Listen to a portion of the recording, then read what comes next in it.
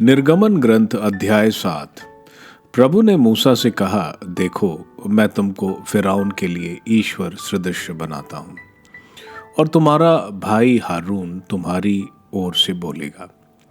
मेरी आज्ञा के अनुसार तुम उसे सब कुछ समझा दो और तुम्हारा भाई हारून फिरौन से कहेगा कि वह इज़राइलियों को अपने देश से निकल जाने दे।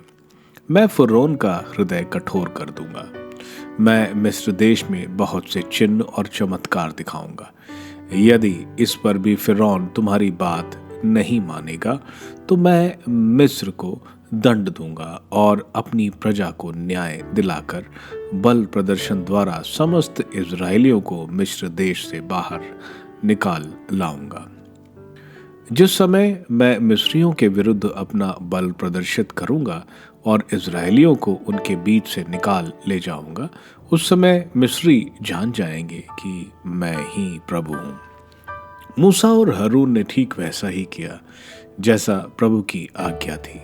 फिरौन से बातचीत के समय मूसा की उम्र 80 थी और फिरौन की 83। डंडे का सांप बनना।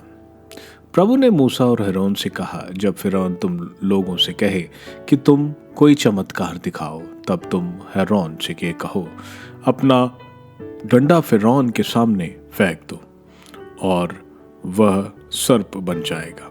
मूसा और हारून प्रभु की आज्ञा के अनुसार फिरौन के पास गए। हारून ने अपना डंडा फिरौन और उसके पदाधिकारी के सामने फेंक दिया और वह सर्प बन गया। तब फिरौन ने पंडितों और जादूगरों को बुलाया और इन मिस्री जादूगरों ने अपने तंत्र मंत्र से वैसा ही किया। सब ने अपना अपना डंडा फेंक दिया और वह सर्प बन गया, लेकिन हारून के डंडे का सर्प उन लोगों के डंडे के सर्पों को निगल गया।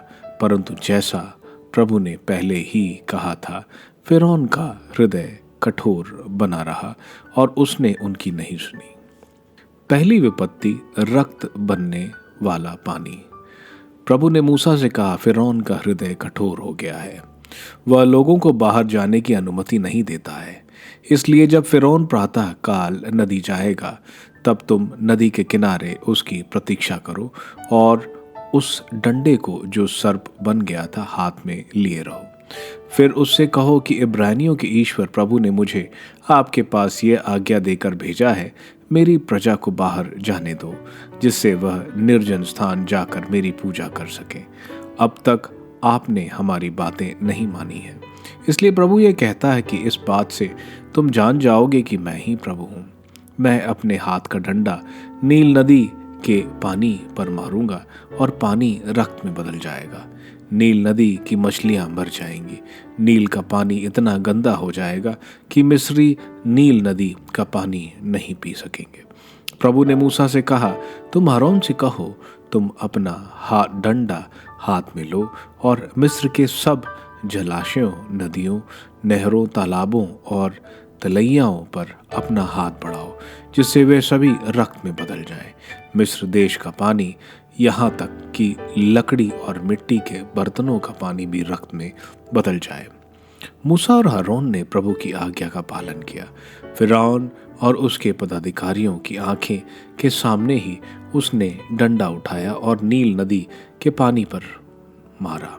इससे नील नदी का सारा पानी रक्त में बदल गया। नील की मछलियां मर गई। नील का पानी इतना गंदा हो गया कि मिस्री लोग नील का पानी नहीं पी सकते थे। सारे मिस्र देश में रक्त ही रक्त था, परंतु मिस्री जादूगरों ने भी अपने तंत्र मंत्र द्वारा ऐसा ही कर दिखाया। इसलिए जैसा प्रभु ने कहा था, फिरौन का हृदय कठोर ही बना रहा और उसने उनकी नहीं सुनी। फिरौन अपने महल चला गया और उसने उनकी ओर ध्यान नहीं दिया। अब मिस्री लोग में कोई भी नील का पानी कैसे पी सकता था? इसलिए उन लोगों ने पीने के पानी के लिए नदी के निकट गड्ढे खोदे, क्योंकि वे नदी का पानी नहीं पी सकते थे। दूसरी विपत्ति, मेंढक। जब प्रभु के नील नदी पर डंडा मारने के 7 दिन हो चुके, तब प्रभु ने मूसा से कहा, फिरौन के पास जाकर कहो कि प्रभु यह कहता है, मेरी प्रजा को बाहर जाने दो, जिससे वह मेरी पूजा कर सके। यदि तुम उसे नहीं जाने दोगे तो मैं तुम्हारा सारा देश मेंढकों से भरकर लोगों को सताऊंगा। नील नदी मेंढकों से भर जाएगी और वे वहां से निकल कर तुम्हारे महल, तुम्हारे शयन कक्ष और तुम्हारी शैया पर पहुंच जाएंगे। वह तुम्हारे घरों में चूल्हों और आटा गूंदने के बर्तनों में भर जाएंगे। मेंढक तुम्हारी प्रजा और तुम्हारे सभी पदाधिकारियों के देह पर चढ़ेंगे।